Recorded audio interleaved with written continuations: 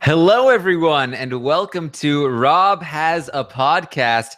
I am your fill-in host, Taran Armstrong, filling in here for Rob Sesternino. He's still in New York visiting the family. He just didn't want to leave after coming to New York and doing that wonderful live show where I did, in fact, donate $5 to Adam Pock's charity. So we are here live on Sunday night, August 6th, to recap the nomination episode of Big Brother 19. And today, I have brought you Brent Wolgamott. How you doing, Brent? Hey, Taran. Nice to be here on a Sunday night. I know that you were looking for a third person to do this podcast, and there are a couple possibilities on the table, Liana and John, but I really don't think we should go with John anymore because he's a little long-winded. John is right there. Oh, shoot. Snap. What's up, John? How you doing? Hey. So why don't you think you should go with me? You're long-winded. You had that beard thing for a while. It was really freaky. And yeah, right. Yes. Also with us tonight is John Kraft. I'm the prince of Pepperoni Palace is what I'd like to be called from now on. Okay, I can go with that. Not the Lord of Meatball Manor. No, it's a slightly different house. It does have one extra alliteration there, so props. Yeah. We have the chat room open on rabbitzawebsite.com, and Alex will be pulling your questions on Twitter with the hashtag RHAP tonight. So send in those questions all night long. Let's get into this episode. First, I think top story of the night is that people seem to finally be on to Paul being in control of everything, and by people I mean Christmas, Brent. I guess, sort of, maybe. You don't really know what's real and what's not. I mean, I think that there are rumblings. Just like I was listening to Paul previous this week, and this is not a spoiler, but him talking about people's true colors coming out. I think people are also starting to see Paul's true colors a little bit. And I know on this particular night that you're talking about where Christmas was saying, you know, hey, don't do everything Paul says. Make sure you talk to me first. She did let Josh know that, you know, from her perspective, she was seeing that maybe there are already two HOHs. And then there was that thing about, you know, Paul already thinks that's his room. And that night, I think Paul said that, there are no beds, I guess. So I'm going to have to sleep up in the HOH room with Josh, a.k.a. my monkey boy, a.k.a. my puppet. Okay. And so it's very clear to at least some people what's going on. The thing is, are they happy with the status quo, Taran? That's the question. They may recognize that Paul is controlling everything, but I think most people in the house, if you gave them truth serum and said, you know, who's controlling the game right now, they would say Paul, but everyone's happy to let him control everything because that means they're not taking the bullets out in front if something freaky happens and Cody wins HOH. So I feel like that, yes, I agree with what you're saying, that Christmas is at least a bit woke, but I don't know that she's necessarily willing to do anything about it at this point. Well, John, we saw her talk in the diary room saying that she wants to enact this plan. And she also was talking to Josh saying, you know, don't always listen to Paul. I feel like we should have our own agenda. Josh, you should do what you want to do on your HOH. Is this the sign of the start of a rebellion? I really, really love this. This is like my favorite part of the whole episode strategy-wise, because it's the kind of thing that plays right into all of Josh's sort of insecurities, right? Like he's got this whole thing about masculinity and he wants to be a man and he wants to be a big adult and he wants to be this and that and the other thing. And like now he has his own room. And so I mean, like, oh, it's kind of like Paul wants to share the HOH room with you. Like that's the exact sort of thing that's going to set Josh off. And so, yeah, I think this is sort of the start, the rumbling of things. And Brent is totally right, but you got to start talking about these things. Even if everyone's okay with the status quo, people start talking about things, and maybe people are afraid to bring something up. But then if someone else mentions it, then maybe now it becomes okay to talk about. And now we're getting the fomentation of what might ultimately at some point be a rebellion. Yeah, you know, Josh is very particular about who he invites to Meatball Manor. You know, you have to bring some spaghetti with you, some sauce, maybe some Parmesan cheese. Yeah, why is it always a meat thing? Like, it was freaking Adam Pock and bacon, and they said bacon, and he was off to the races with freaking bacon. Now, Julie says meatball one time on a live show, and you know he's never going to let that go. For the rest of the season, that's all it's going to be is meatballs and more meatballs. Well, he did say say that Elena threw their best friend Paul under the rug. I feel like he's particularly averse to being thrown under the rug because meatballs that go under the rug are just really bad at that point, right, John? You can't eat a meatball once it's gone under the rug. It's gonna have lots of like fuzzy hairs on it. It's just gonna be really disgusting. Isn't that a song? Is it? Like my meatball that went under the. I don't know. It's like the on top of spaghetti, all covered with cheese. Yeah. Something about a meatball and someone sneezed. Yeah. Does it go under a rug though? I think it does. I gotta look it up. Okay. The much less popular second verse talks about the meatball rug for sure. Well, if we're in luck, then it's not copyright, and Josh will be singing it on the live feeds. So Josh ends up setting his sights on Elena here. This seems very strange, especially because we know that Josh has had a crush on Elena for a little while now, although perhaps that is part of the reason. John, do you have any idea, really? I mean, we saw Josh explain his reasoning, but most of it just seems like, you know what? Here's my reason we're targeting Elena. She's shady. She's manipulative. She's untrustworthy. That's why. And it's just like, okay, but why are you saying those things? John, do you have any idea why he's going after Elena here? Yeah, and obviously this is just sort of my read on it, but I think it's a couple of different things. I think number one, it is definitely somewhere subconsciously the fact that he kind of feels slighted. Like he definitely has a thing for Elena, and Elena hasn't really paid him back the way that he would like. She still kind of has this thing with Mark, even though they've kind of split. They kind of haven't. So I think that's definitely part of it. I do think that he feels very sore that they voted for him, even though Elena and Mark, and even I think Paul have talked about how like Elena, she didn't know. The reason that she voted for Josh was that Paul kept her in the dark last week. But it didn't sit. I just don't think that Josh likes that he received votes. So that's a big part of it. And I think another big part of it is this whole, this is his HOH. He wants to do his thing. Josh is the kind of guy who wants to be the star of the show. That's why he sings all of these uncopyrighted songs, and he has the whole meatball thing. And now it's his HOH. He wants to do this whole, like, him nominating and targeting Elena is the HOH equivalent of banging pots and pans. It's just like he wants to do something that's crazy and annoying that is going to start fireworks. So I think it's a little bit of all those things. Yeah, I agree with the last point, especially. That's what I said on Twitter when people were like, where is this coming from? And a lot of people were instantly going to the fact that, oh, well, Elena is not looking at him like boyfriend material. Hi, Umberto, I see you. And, like, is it some Delilah thing? And I'm like, please, it's really nothing more than the fact that Josh is a Big Brother fan. Remember, this guy knew who Ika Wong was. He worships at her temple, okay? And he wants to have fun. And it's got to be really disconcerting for him to finally get his dream. He's on Big Brother. He was, like, worried during week one. Now he's risen to power. He's HOH. And his move is already made for him. Like, I mean, everybody's already telling him, oh, we know what you're going to do. You're going to nominate Cody and Jessica. I mean, that's what you have to do, right? I mean, like, it's got to be infuriating for him to, like, he wants to be a player. Not a player, a player. He wants to be a player in the game, and he wants to make his own moves, and it's got to be a little irritating that he feels like his move is already made for him. It came up in the very first confessional of the evening, right? It was Josh, and he was like, from night one, I had a target on my back, and I had to crawl my way up this ladder, and I've had to fight every single day in this house, and now I'm HOH, and now I'm ready to do something with it. Like, he's narrativized it in his head to have it be this big story. And so, like, this is the climax that he's, like, pushing towards. And I will say really quickly that Elena did not play this very well. She could not have played this worse. I mean, like, he doesn't even have the key around his neck, it seems like, and she's already walking up to him with Cody and Jessica right there as the obvious targets and saying, hey, I'm good this week, right? Like, really? I'm good. I mean, like, the live show hadn't even ended yet, it seems like, and she was already asking him that. It was such a bad look, and I know why. I feel like that's in part why Josh's antenna went off. Christmas has always appeared to be the Josh whisperer from week one, really, when she was one of the few people that would talk to him when he was on the outs. She always knew how to speak to Josh, and Elena just doesn't know. Elena, she's way too aggressive. Elena tries to come at him with, like, facts, like, no, I didn't say those things. This is what I said. It doesn't matter if you actually said those things to Josh, because Josh only cares about what he believes. Yeah. And And Elena isn't understanding that.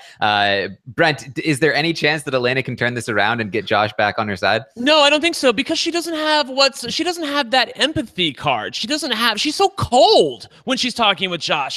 She's totally emotionally closed off to him. She will not open up to him a little bit and just give him a little bit of tender, loving care. And it is a people game at the end of the day. You have to be able to get along with other people and get them to do what you want. You know what? I'm sorry that it may be a little chauvinistic, but she's got to be a little bit more submissive to him and give him a little bit of like, oh, Josh, I see what you're doing here. Like, I love you. You're in control of this game. I get it.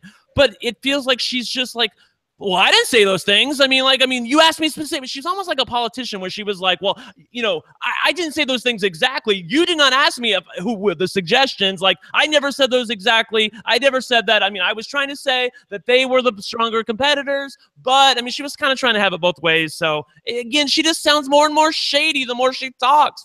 She would be better off just being a little bit more honest. Such a big part of this game is knowing sort of what makes other players tick and giving them exactly what they want. And this feels kind of gross to say, and I would never, ever suggest anything like this in real life. But it's so obvious that Josh has such a crush on Elena. And this is a time where like the flirtation game would totally work. Like if she flirted with him a little bit, if she gave him a little bit of what he wants, if she kind of batted her eyes at him or, gave him a peck on the cheek or something, he would completely melt and he would do anything she wanted. That is totally the right play. Yeah, she's not going to do it. She ain't going to do it. And I think that ship has sailed, by the way. Even if she started doing that now, I don't think it would necessarily work. It might, but I don't think it would work. Yeah, he did say the other night, it might have been last night, or it might have even been earlier today, like, oh, I saw what she was doing. She came up here. She wasn't wearing a bra. She was in her panties. I knew exactly what she was up to. I hate saying that word, by the way. It's really gross. What word? You want to make me say it again? I didn't hear the word. Panties. I hate saying panties. Oh, sorry. I was like, panties are bad? I didn't know. All right, so I'm in my panties now. Yeah. It feels weird to say. I never say it.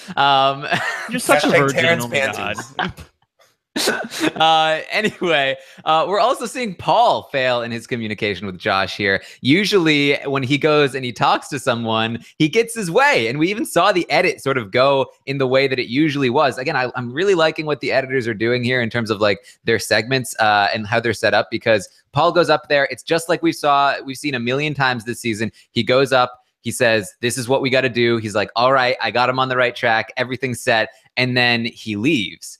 And it's all of a sudden turned around. They're like, no, we're not going to do what Paul says. Why is Paul failing here, John?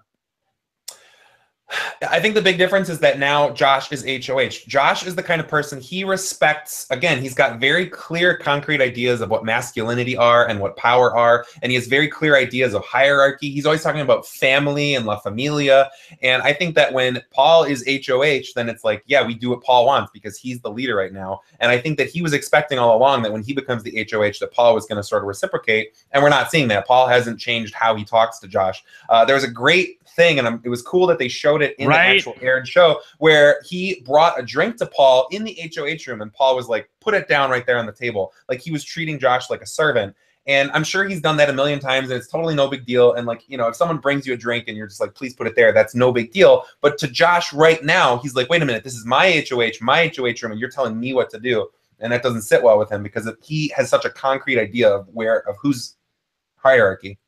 Yeah, I feel like, there have been a lot of comparisons between the game that Paul is playing and the game that Derek played during 16. And I feel like that the Derek from 16 would have played this so much better. And he would have known, like, I have to give this guy the respect that he wants and that he thinks he deserves. I mean, I may not necessarily respect him in the game right now. He's just a piece of the puzzle for me to use. But I'm going to make him think that he's king. He wants to be king. Let's make him king. And he would have done that. I don't think Paul is doing that as much. I feel like Paul wants to be co-king, not co-HOH, and that ain't working for Josh right now.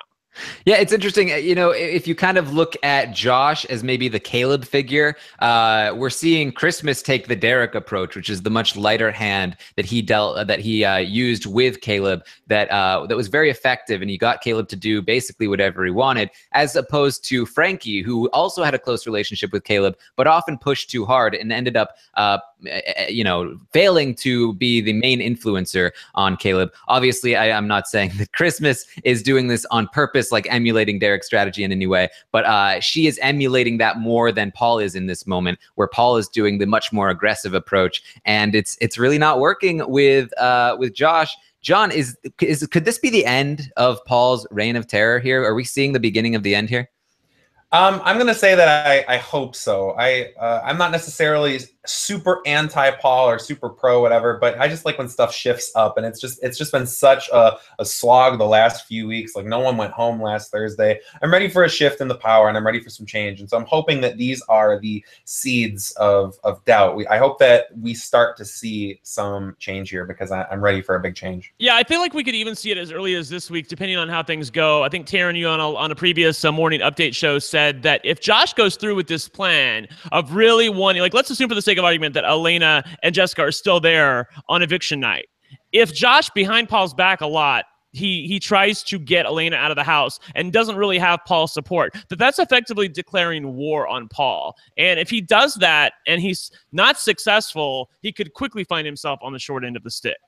Plus, if that vote goes that way, if in theoretically it goes towards sending Elena home, that'll completely shatter the alliance. Like we see Paul for the last few weeks, like he wants to get out Cody and Jessica, but he's already laying the seeds to push out Mark and Elena, and he might even be laying the seeds that, like, he wants to sort of slowly push people out of his alliance while keeping this core. But if they were to go forward and have this sort of thing happen, it would completely shatter the alliance in half. It would completely be obliterated.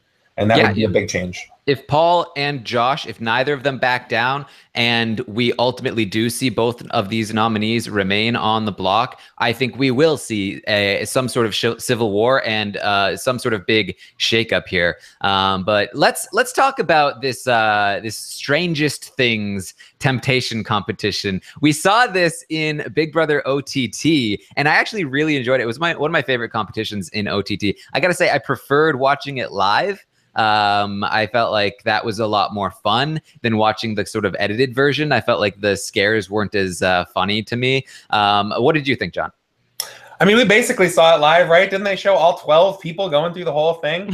It was a good chunk of the episode, but I did like it. I for all of its faults, OTT was a really great proving ground for some new kinds of competitions. I like that they're turning the inside of the house into sort of a game room. And I do like the whole scares thing. I did think it went on a little over long. I do think that they definitely play up some of the scares a little bit. Maybe not Mark. Like, Mark and Elena both look pretty legit scared. But overall, I like it a lot. The last thing I'll say on this is, what the heck is up with that corn head thing? Like, that was the weirdest thing. Like, I get it, like, people with messed up faces and like weird babies and like tongues out. Those are all scary. What is it? Like, what is that corn head thing? Like, that was just bizarre. I was fond of the upside down faces. I thought those were pretty cool. Yeah. I liked those a lot. Yeah. Something else. Jason is 6'5". I wasn't aware of this. He is apparently quite tall. Yeah, and by the way, can we at least acknowledge the fact that Kevin wasn't he second during that competition? Third. Third. I mean, that was great. I mean, like, the fact, and Kevin didn't necessarily move that fast, as far as I could tell. And, no, he was hobbling around with his like cardigan on. I think Alex could have beat Cody if she hadn't had her fingers in her ears the entire time while she was walking around the house. Yeah, I didn't understand that. Why are you putting your fingers in your ears? Like, doesn't that make it more scary if you can't hear anything? Like I always get terrified if I have these noise-canceling headphones in and I'm walking down the street and all of a sudden someone like walks right. I'm like, whoa, my God, I didn't hear you coming. I feel like that would make it more scary. I feel like she was trying to deaden the surprise a little bit, because like the house was deathly quiet and then these people would come out and go, "Whoa!" like that. And she didn't want the startling reaction. She was trying to dampen it a little bit. I guess so. Yeah, as you mentioned, like Kevin, I feel like if Kevin had not stopped to be like, "Hey guys, you did a great job. Like, you did such a great job." If he hadn't congratulated he thought he was in his old neighborhood, Taran. Yeah. That's what it was. He's the dad to everybody. He's got to give everybody the dad prize of like, "You did a good job." He can't stop working the social game. He's just like, if all of them like me more, then maybe I'll have an edge. He needs all the jury votes, even the horror show monsters. Yes. Raven, a professional ghost hunter, she felt like she was like, "Oh, this is gonna prepare me. Nothing can scare me." I feel like, isn't being a professional ghost hunter like a disadvantage? Because I've watched those shows before. They freak out at like the slightest sound. Actually having somebody in your face must be like absolutely terrifying to them, right, John? Well, I mean, let's think of all the different things that she's survived so far. I mean, like, I know that this podcast tends to only go for like an hour or two, but so I'll be brief. But she survived how many fatal diseases? How many limbs of hers have been chopped off? Like, every one of her family members has died and come back a couple times. So, like, yeah, this is definitely run of the mill for her. Like, her entire life is just one horror show after another. So, I was not surprised that she was confident. I'm surprised she didn't try to exempt herself. Her spine is upside down, Brent. Okay, her spine is upside down. Yes. So ultimately, we see Cody win this competition. Cody performing exactly how I think we'd expect Cody to perform, just very quickly and efficiently moving through, not reacting at all. It's pretty much. Honestly, I was kind of hoping for something a little more dramatic with the editing in terms of like Cody just not reacting at all, Brent. Yeah, I thought they could have done a little bit of a better job, but they were spending all their time showing everybody going through the competition. So what do you want? I don't know. It was after this competition, Paul was bitching about the fact that, he thought this competition was made for someone like Cody. And I'm like, please give me a break. You're just trying to find stuff to complain about now. Because, Kevin and Alex, someone who was covering her ears the entire time, literally almost beat his time. It could have been any of you, but, Cody literally just did the best. John, please tell me you're with me on that. You don't think they tried to rig this competition out of all competitions for Cody? No, well, it's like a Freudian deflection thing, right? Like Paul has had a lot of competitions sort of tailor-made to him. Last week's veto competition was the one that he won last season. So I think that maybe he's a little bit self-conscious about all of the advantages that he's had. And so he wants to sort of deflect. And he has had many. Anyway. Right, exactly. In terms of Cody, that's exactly what we thought was going to happen, and it was kind of funny for what it was. I was kind of keeping my fingers crossed that we would find that he has one weakness, right? Like Indiana Jones is afraid of one thing, and it's snakes. And I was like, wouldn't it be what if cornheads is Cody's biggest fear? He's gone to Iraq and all these things, and he's seen all these horrors, and he's not afraid of anything, but corn is his one big fear, and he turned into a big puddle on the floor. That would have been really fun. He turns into Justin from Big Brother TT. I had some major deja vu watching Paul run through this. As the sole vet in the house playing this competition, he approached it exactly how Jason did, which was talking the entire way through and being like, okay, this person here and this is you're doing this and oh, you're right there. I was like, am I watching Jason? Are you trying to emulate that style of gameplay? Because it didn't exactly work out for him. Yeah, I don't know. He's so busy entertaining us. It feels like he's always got to be on. You saw him even when he was in the Den of Temptation and he swallowed the potion and he looked directly at the camera and said, cheers. He knows he's always on camera. He's always trying to put on a show. And that's why it gets a little bit tiresome for me. Which is why I loved last week during that big fight when Cody was like, you're just a character on a TV show, Paul. You could tell that really got under his skin. Oh, yes. I was living for that. Yes. Can I say the whole drinking the potion thing? It just seems so tedious to me. I know, right? If you don't want to play, you shouldn't have to drink the potion. That's so stupid that you have to actually drink it no matter what. And it looks like milk, and it didn't seem like it tasted very good either. They said mayonnaise. I would have literally gotten a drop of it if I wanted to compete. I would have started to drink it and just been like, no. Maybe I would have thrown it. Maybe they would have liked that. I don't know. Yeah. They clearly like when people play up. It's not really like the Den of Temptation. It's like the Den of overacting. They really go crazy. It really is. In there. What was up with Cody running up to the Den of Temptation, getting himself amped or something? I don't understand. I don't know. I love it though. It's just so different. Everyone else just moseys on up there. Cody's in a sprint, a literal sprint to try to get to the Den of Temptation. If he gets there quick enough, he might get an advantage or something. That's what it seemed like to me. Yeah, usually we're seeing everyone else be super excited, running up the stairs or running into the battle back, and Cody's just kind of waltzing through, just he doesn't care. But all of a sudden he's full of energy. Maybe it was this plan to win the temptation competition, and then throw it for Jessica, which they do succeed at doing. So Cody wins this one by 6 seconds over Alex, and Jessica times out and loses. I know I had a question that was directed toward me, and I'm curious about this myself. What would they do if multiple people tried to throw this? Because if Jess times out at 15 minutes, how do you determine who comes in last place since it's a timed competition like that? Do you just who can sit there the longest? No, I honestly was thinking about this. I think that I honestly think Big Brother would put all of them on the block. I really do. Like it would be like Celebrity Big Brother UK, where like, you know what, if you all decide to throw this, you're all going to be on the block, and then they would have to be careful about exactly how many people they're literally trying to throw this. I think that's probably what would have happened. If you put the fear of God in them one time by having like 18 people on the block, then they wouldn't be so keen on throwing it in the future. Yeah. There you go. Smart idea, Brent. I like it. We referenced this incident at the top of the show. It happened right at the start of the episode where Mark is in the bedroom here, and Alex just strolls right in and says to Josh, "Hey, Josh, Mark and Elena are not happy." And they're just like, Mark is right there. Love these moments. Always a fun thing to watch. That was just Alex Kidwell in the chat. That was so bad. It really was. I just immediately was like, oh no, Alex. Oh, what did you do? John, how would you feel in this moment? I think that maybe Alex, like when she was studying her Big Brother lore, she confused Big Brother winner Jordan with Big Brother loser Chef Joe. And she was like, I know that one person, Joe, something like they won. I'm going to emulate that game. Because that was right out of the Chef Joe playbook. It really was. It was so funny to watch. And actually, this was right when I was in like a pit of despair because, you know, Josh had just won HOH. And I'm like, oh my God, Cody and Jessica are probably going home. And I was like really bitter. And so I actually didn't watch this on the feeds, but I heard somebody like tell me about it. And then I was like, I was too like freaking lazy to go back and flash back. And then it was way worse seeing it on the episode than I ever thought it could be. Like I heard that Mark and that Alex had said something in front of Mark.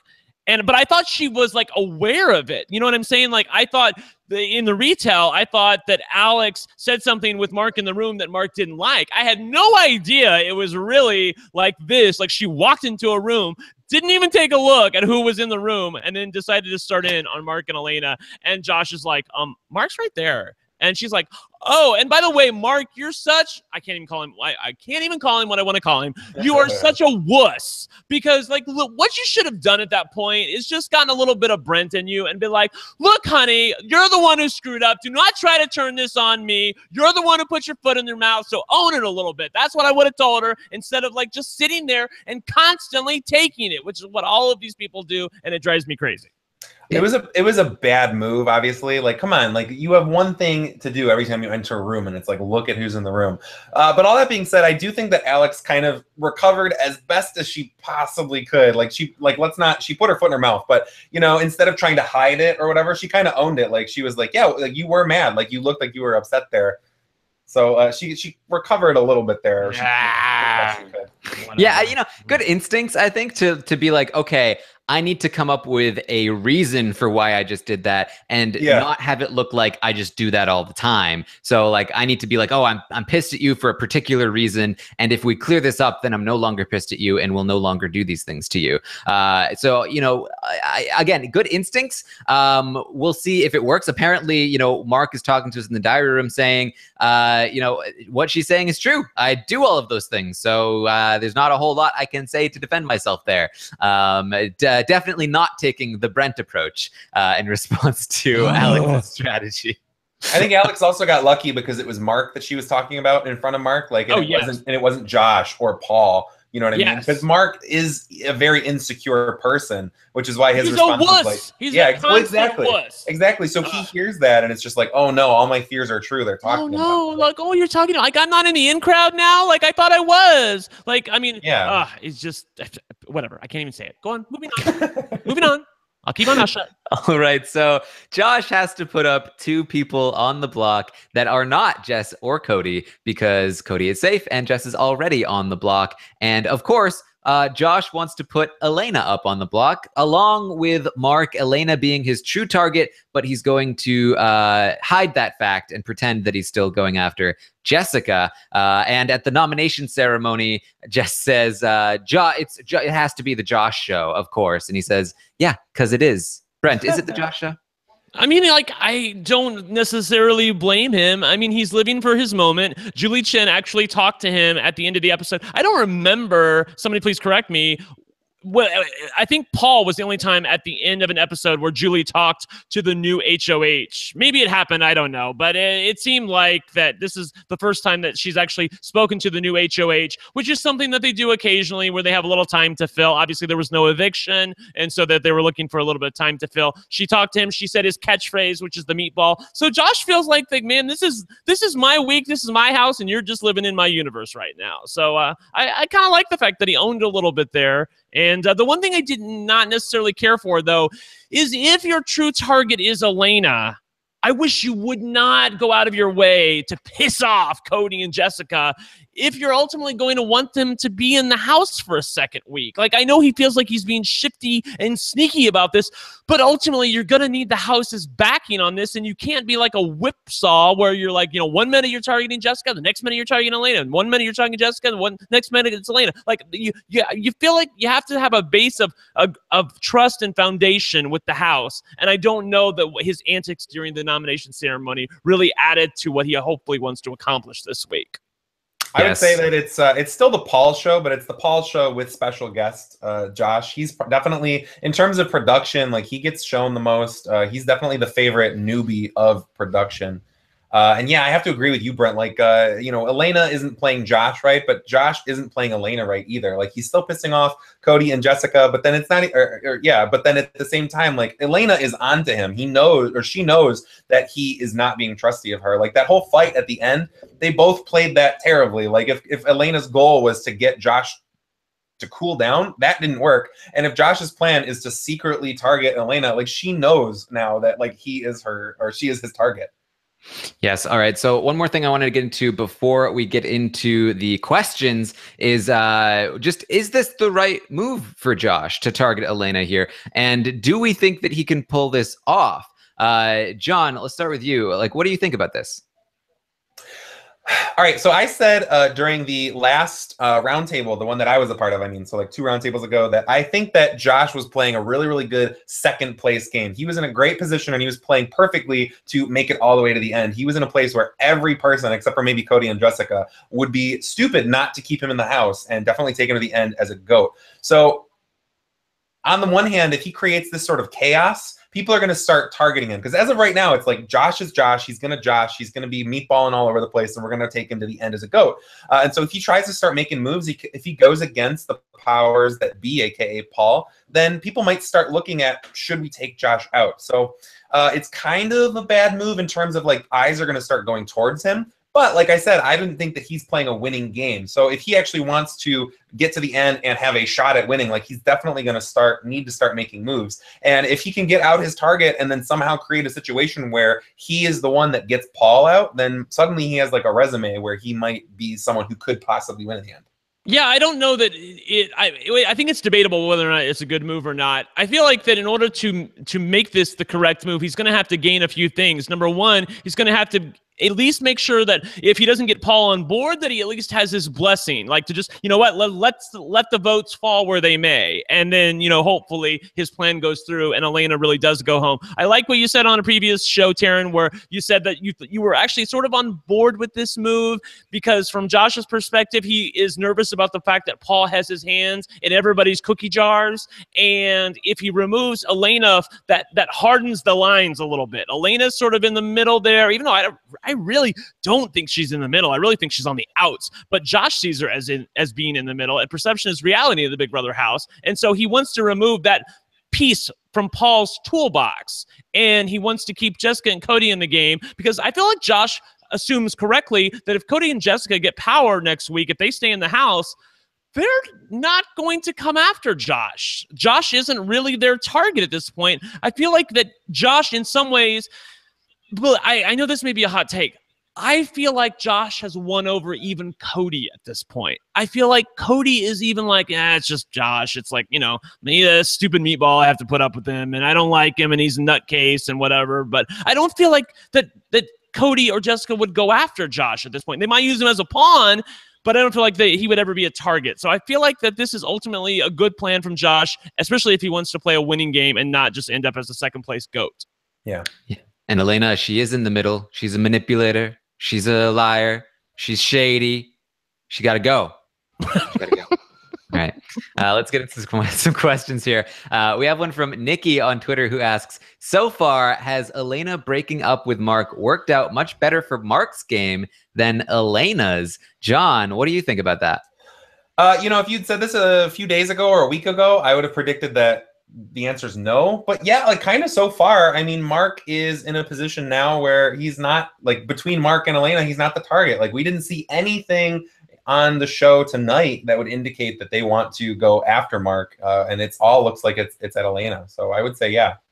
Yeah, I guess it's worked out a little bit better for Mark. I still feel like that they're still on the outs. They're still like targets B and C, if Cody and Jessica are not available, and there's no real other targets after them. So I don't know that, like that quote unquote distance has done her a lot of good, other than the fact that it does seem to have done good in Paul's eyes. Paul's like, well, I told her to pull away from Mark, and she has pulled away from Mark, and I told her that wrong answer for the HOH competition, and she listened to me. So I feel like that's where Paul's eyes were opened about Elena, and he realizes that she is a good tool for him to have moving forward, and that she would never actually target him because she's too timid to do anything about it.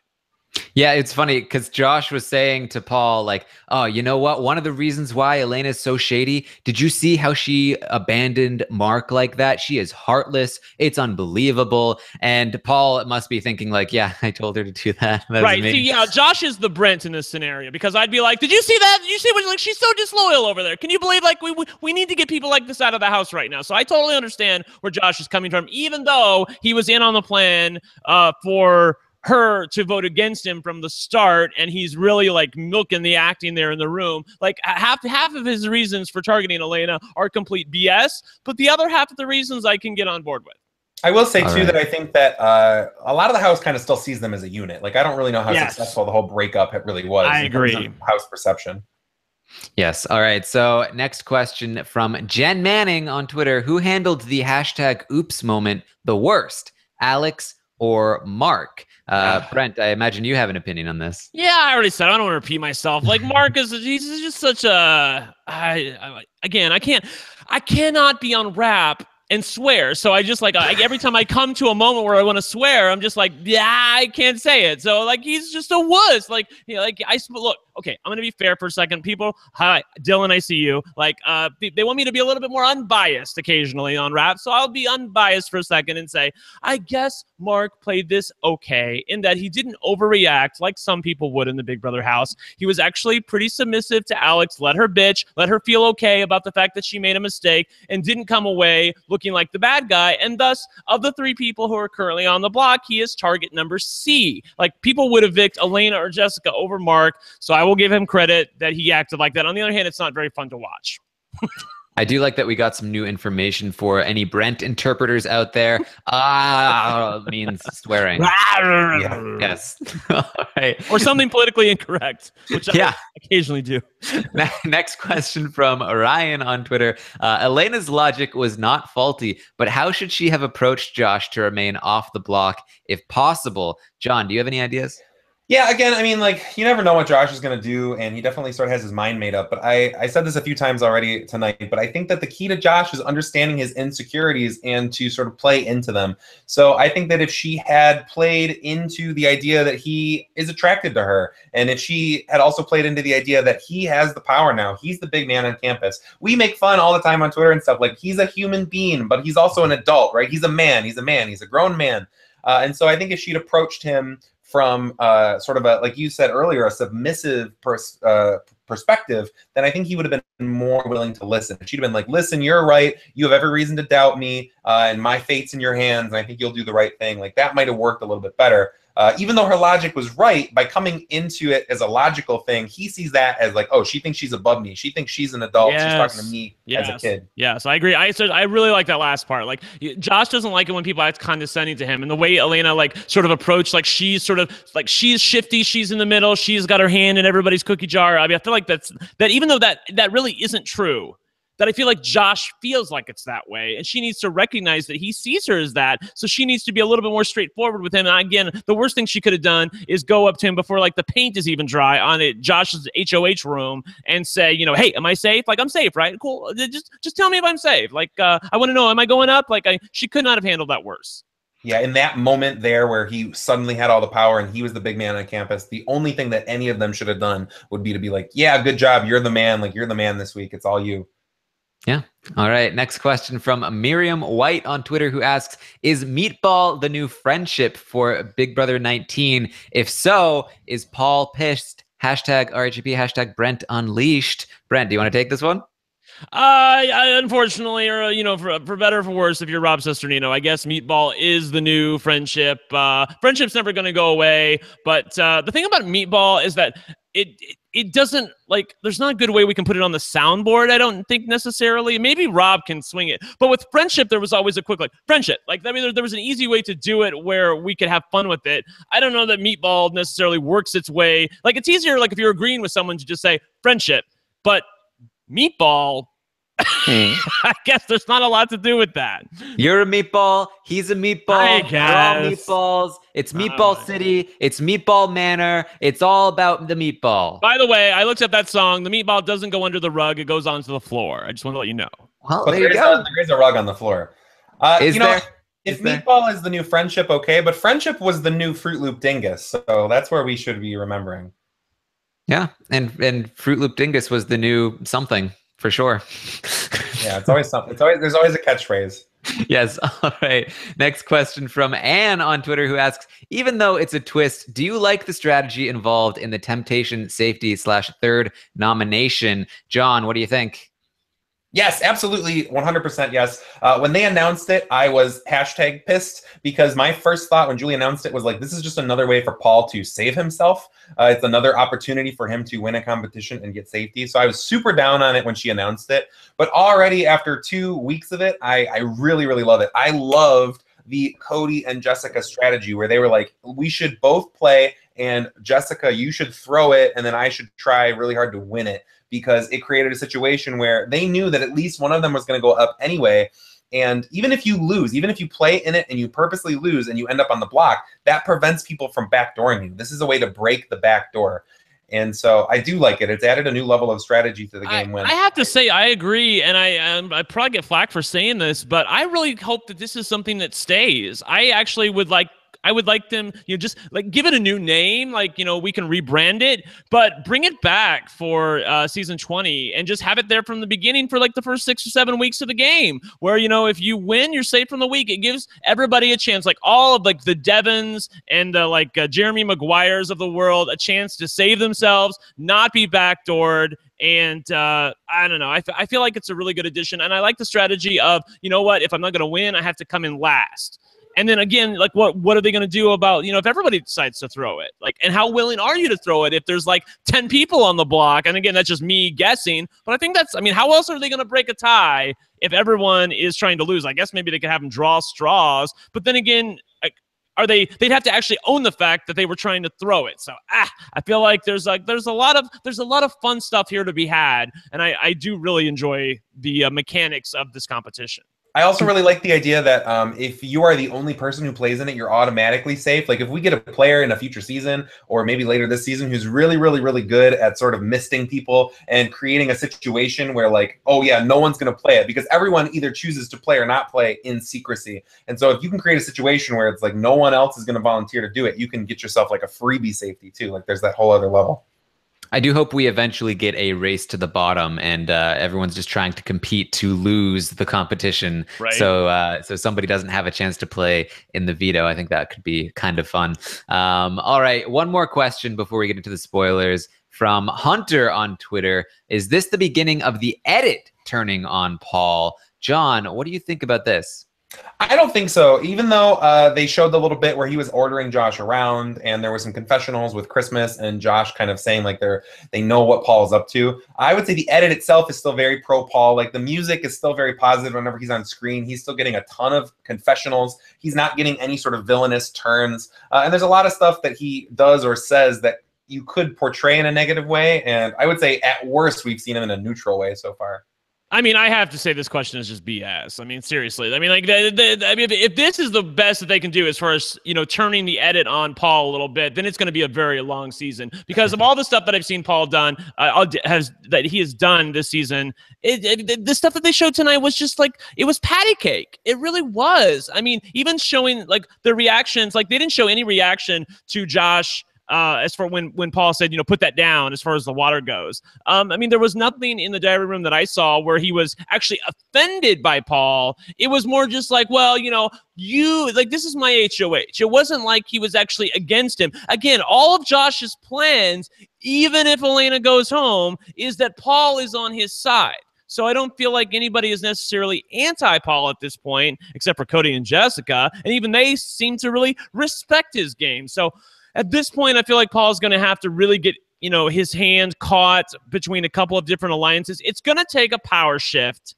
of somebody like Cody, maybe Mark, but even Mark thinks Paul's on his side at this point. So it probably would have to be Cody, where it would be Paul against somebody else, and he would have to show his cards as far as who he thinks is really on his side and who he's loyal to and who he's not. Like if Paul is on the block against Alex, I feel like that's where things really would break open, but that's what I've been praying for all season, because I feel like that really reshuffles the deck as things stand right now. I feel like Paul is in some ways just sort of marching to the end, and he's really hard to dislike. I agree with what Rob said on a previous podcast, which is, you know, like him or hate him, but Paul's a really fun character on reality TV, and he like knows how to play to the cameras. And yeah, it's a little bit cheesy, but he's not inherently a bad guy. He's just playing the hand that he's dealt, and these people are letting him do it.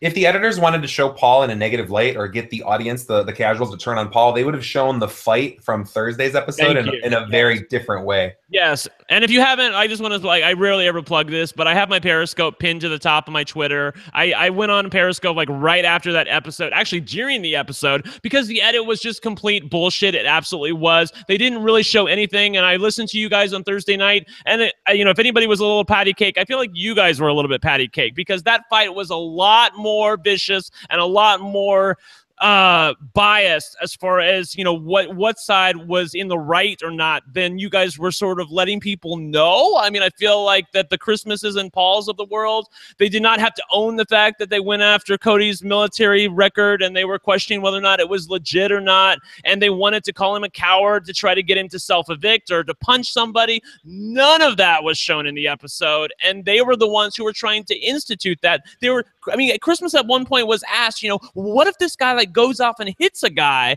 She was like, well, then they're just not cut out for the Big Brother house, you know? Like, I mean, that's just totally heartless, and it has no place in the Big Brother game as far as trying to get somebody self-evict. I mean, I can handle a lot as far as strategy goes, but I cannot handle that. So I feel like that they really, really let them off the hook easy, and that whole edit on Thursday night was just complete horseshit.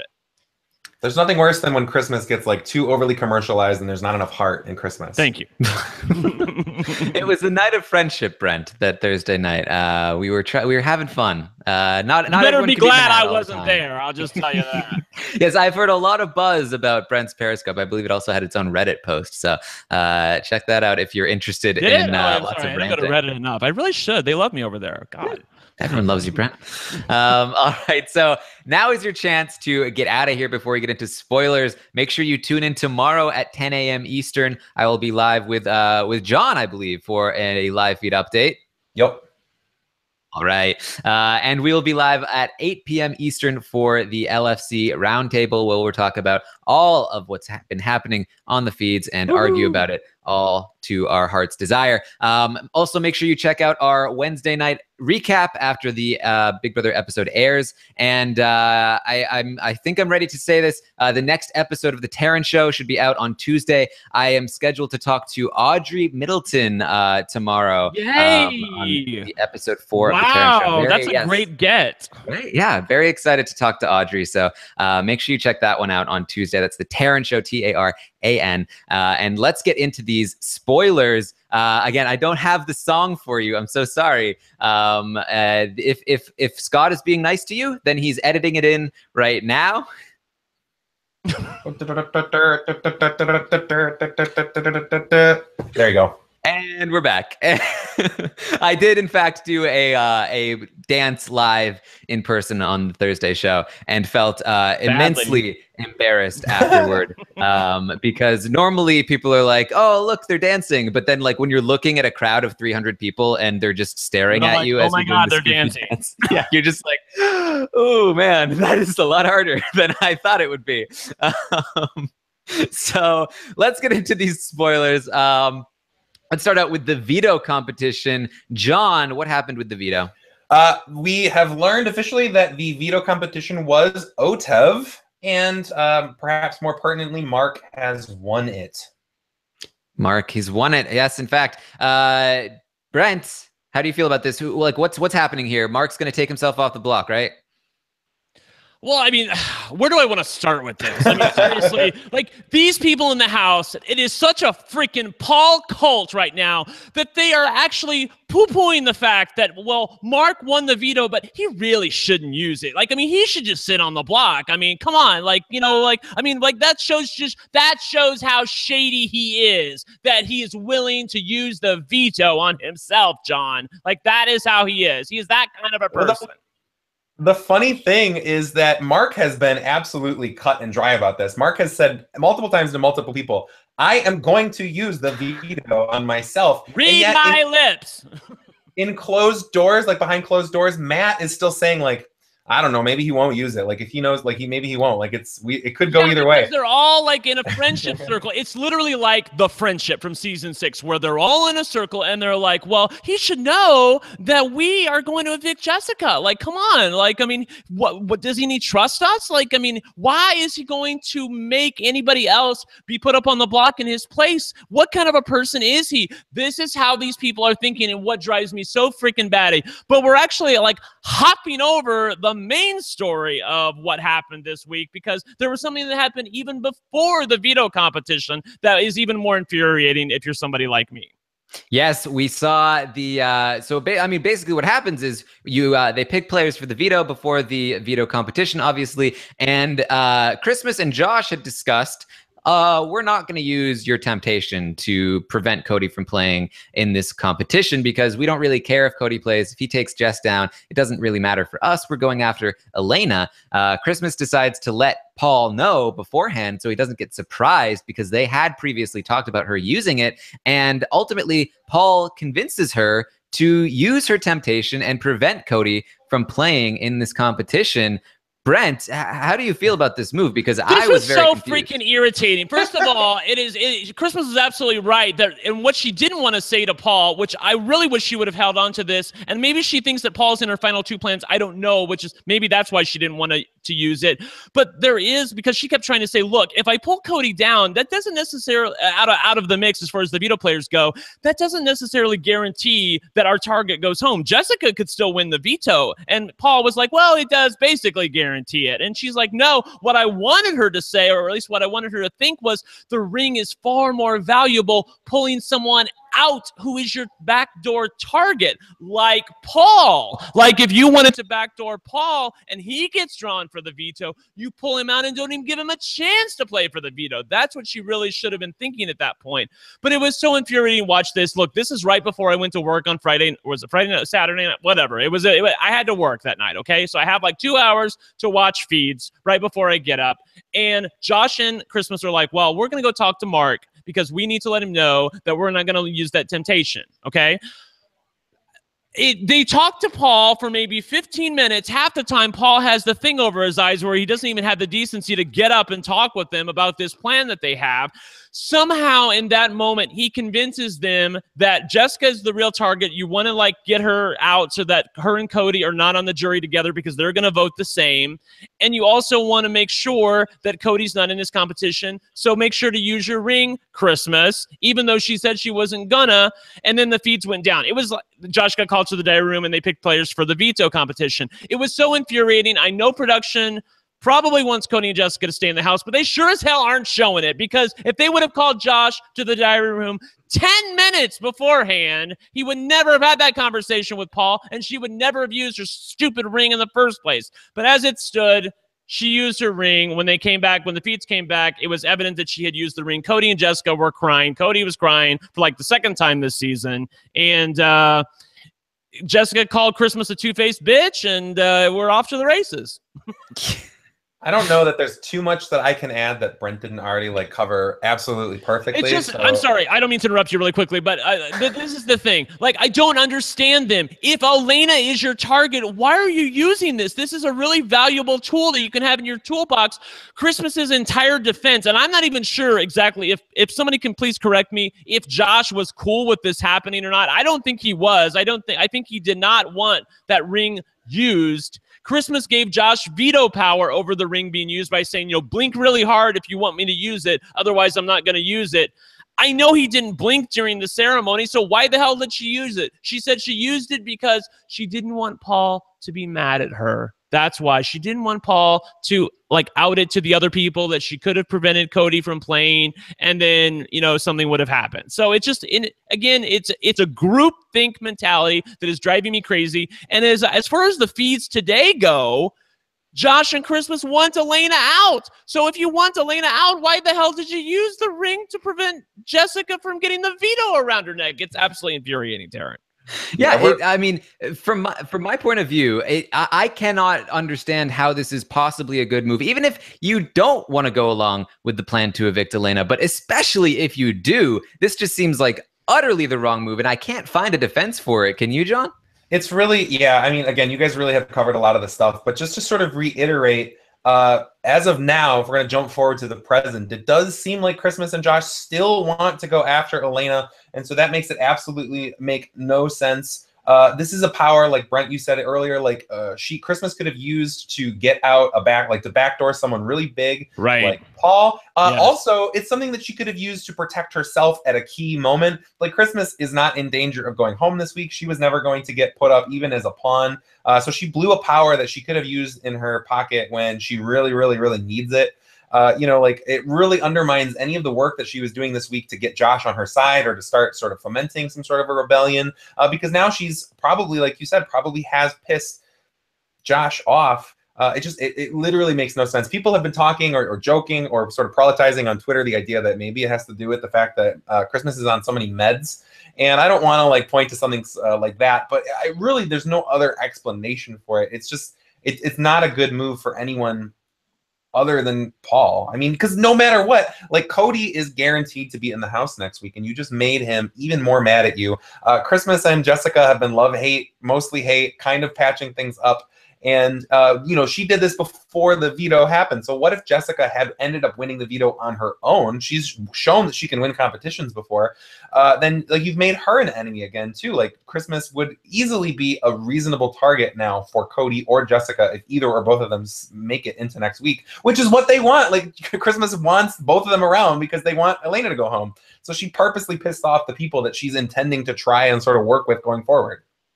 Yeah, and I guess there is an argument that she was doing it to please Paul, which may be good for her in some way. But I think you have to understand the context of that conversation. Paul wasn't putting up that much of a fight. Exactly. Exactly. It wouldn't. She could have done it and said, "Look, Josh really didn't want me to do it.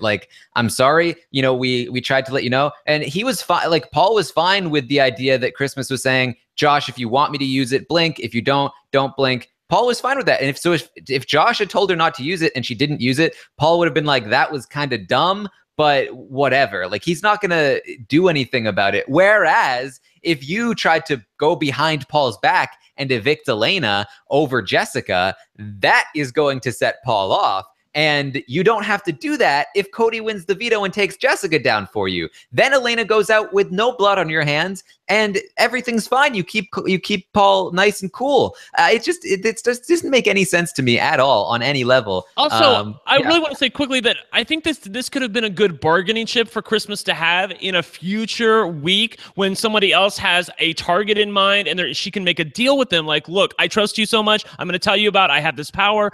You can totally backdoor them. If they get drawn for the veto, I'll pull them off. This was something that she could have used, but instead she just blew it on a plan that she doesn't even really want to have happen anyway because she wants Elena to go out of the house. Ugh. Paul has also, put in work. Last week when Paul was HOH, he was very seriously considering like Mark as like a third place sort of like option anyway. Like he clearly still wants Elena in his pocket, but Paul is okay with Mark leaving. And if Cody had played and then used it to save Jessica, then we would have had Cody and Jessica still on the block. Or I'm sorry, Jessica would have been pulled off, but we still would have had Cody. Or shoot, we'd still have what am I trying to say? Mark. You still have Mark and Elena. We would still have Mark on the block. And Paul is okay with Mark going. So yes. She just hurt herself and didn't gain anything from anyone's perspective. Yes. All right, so that's what happens with the veto picking the what is that called? Like picking the veto players? The veto draw. Yes, the veto draw. All right. So that's what happened there. As we said, Mark wins this veto. He does plan on taking himself off the block. Brent, do we have an idea of who the replacement nominee is going to be? It's going to be everyone's favorite person. Raven Walton is going to be the replacement nominee, and she wants everybody to know it. Too. She wants everybody to know, like, hey, I just want to let you know that I volunteered for this. I'm taking one for the team. It's okay. I know I'm going to go up on the block. Actually, it would be really fun to sit beside Jessica. Like, I really want to go in the room and cast a vote against Jessica. But I think at this point, it would be more fitting if I sit on the block next to her. And Matt's like, that would be really cool if you wear that red dress and you look even hotter than Jessica, which no one ever said, actually. Yeah, so that's what the plan is right now, is that Raven's going to sit on the block and try to outdo Jessica as far as the look department goes. Which girl, that ain't happening. Well, Jess did unleash her hex appeal according to the previously on, so yeah. I'm just excited like for next week, because this is just going to be added to the list of like things that Raven has successfully survived. She's gonna be like, listen, I've got this disease that's killing me, my spine's upside down, like I'm allergic to this, that, and the other thing. I was on the block. My life in the Big Brother house almost ended. And I just say really quickly, like, this podcast has been very, very fair to Raven. I mean, there's a lot of other things I listen to that actually totally destroy her. I feel like we've been very fair to her, but it is sort of ridiculous at this point. She is such a victim, Taran. And I know that she probably does have things that are wrong with her, but look, all the things that she's saying on the feeds cannot possibly be true. She said something today about something that her body doesn't produce, and she's got to wear all of this cream every day. And if she doesn't put the cream on, she's going to end up in the hospital and be hooked up to machines. Like, this is insanity. This girl is just talking out of both sides of her mouth right now, and I feel like at some point it's incumbent upon us to call her out for it, even though we are a family-friendly podcast. Well, they have started talking about this. In fact, they've been talking about it for a little while, but it's really coming around. Like, there are very few people left in the house that feel any sort of sympathy toward Raven. Oh, yeah. She's such a goat at this point. It's so funny because, like, early on, it was like, let's take Raven to the end and just hand her the money. Now, I think it's going to quickly set in on everybody that nobody likes this girl. In fact, Jessica was talking earlier today, like, she would be the last person that she would vote for because she just can't stand her, and they don't feel like she does anything. The whole house is like, you two, Matt and Raven, do nothing. You literally do nothing, and you have coasted this entire time. So what happens if we get a situation where the unstoppable force meets the immovable object, and we have a Raven-Josh final two? Like, who's the GOAT in that situation? Oh my God, Josh is such a winner. Look, I have said a long time. I was on a podcast with Alex a couple of weeks ago where he was like, there's no way Josh can win this game, and I'm like, you gotta be shitting me. Like, Josh can totally win this game. He really can. Like, I mean, he's such a lovable meatball. I feel like you can see, even people like Cody can see, like, he has a good heart. I mean, he drives me freaking crazy, and I can't stand to be in a room with him. Like, you saw that whole fight with Elena, and then after he got into a fight with her, he's like, you want a hug? Like, I mean, he just makes you crack up. It's really hard to dislike Josh. I feel like that Josh gets a pass where other people don't because of his youth and inexperience and relative maturity. But I totally feel like Josh is actually in my top tier of people to win the game at this point. Oh my.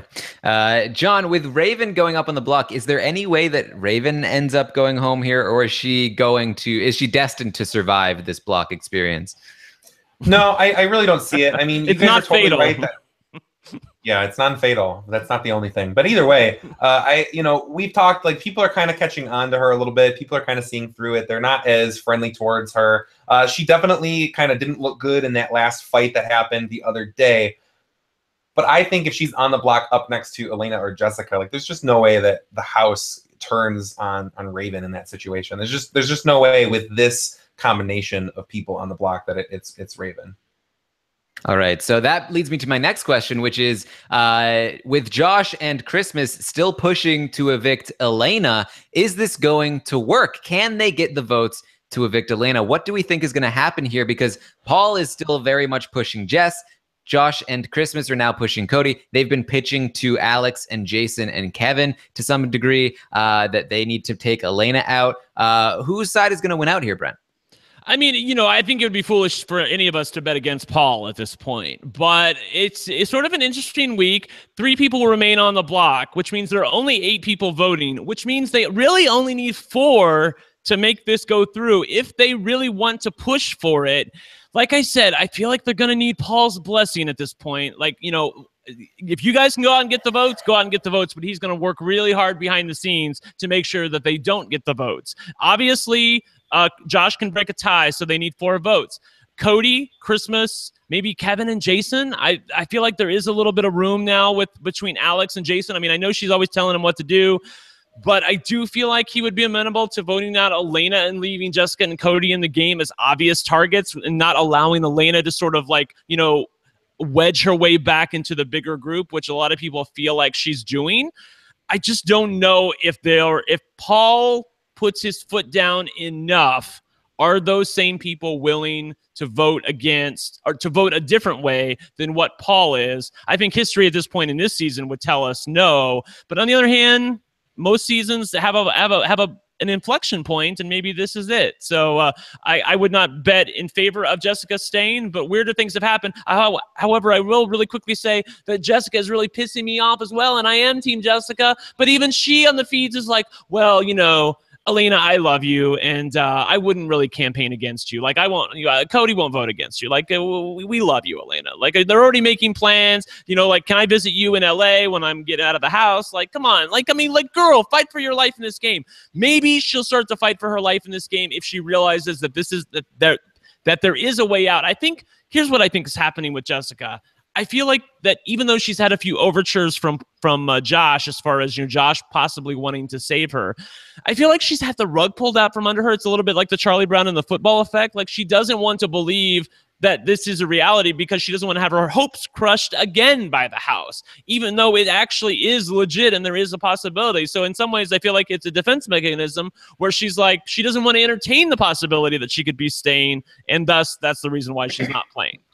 Yeah, it should be mentioned that despite the many attempts to save Jessica from this elimination, it seems as though she's fighting it every step of the way, attacking Christmas, who's basically the person driving this whole vote flip in the first place, and seemingly getting Christmas to second guess the decision to evict Elena over Jessica, although she ultimately comes back to that idea, although for all we know that may have been the drugs. And just also continuing to attack Josh, not really letting Josh tell her that he wants to keep her and that he wants to forge a relationship with her. She's not really having that. And then, of all people, we have Jessica outing Christmas as the person who's trying to flip the vote on Elena. She's giving Elena the heads up. Just so you know, I've been told that Christmas is trying to campaign against you and that she doesn't like you. Watch out for that. Prevent that vote flip from happening. I mean, if this doesn't happen, we have to put some large portion of the blame on Jessica for preventing it. Yeah, I mean, I'll totally own that too. And also the fact that she and Cody have been cooped up in a room and don't talk with anybody, don't socialize with anybody. You know, when you don't socialize with people, then it's easier for them to dehumanize you and to think of you as like out of the game somehow, and you're the enemy and we're the good guys. So if they would just get out of their own skin a little bit and get out there and socialize, like force people to interact with you. I mean, you're stuck in a house together. There's nothing else that they can do. I wish that they would try a little bit harder. I don't know. I mean, like I said, I do feel like that there are many different lifelines for Jessica this week, but whether or not she's willing to grab onto them, I feel like I have to indict her for that because I feel like that they're there for a reason. But on the other hand, I sort of understand why she's not seeing him. And Josh stands up in front of everybody and says, Jessica, you're my target. And then like behind the scenes, she's supposed to believe him that that's not the case. I mean, I don't know. It's probably a tough sell even for somebody like her who's a fan of the game. Yeah, we like to say that the best predictor of future behavior is previous behavior. So I do think that if I were a betting man, I would bet on Paul getting his way this week. And I'm definitely I'm a fan of Jessica. I like Jessica and Cody because they're underdogs. Like, I'm always on the side of the underdogs. I'm on the side of good feeds and interesting and unexpected. But, you know, let's not mince words. Jessica and Cody aren't super good players. No, they're freaking terrible. They're freaking terrible. We like them because they're on the outs. We like them because we like underdog stories, but they're not good. And yes, and by the way, in that Thursday podcast with Rob, he gave you credit, Taran, for saying that, you know, Jessica and Cody were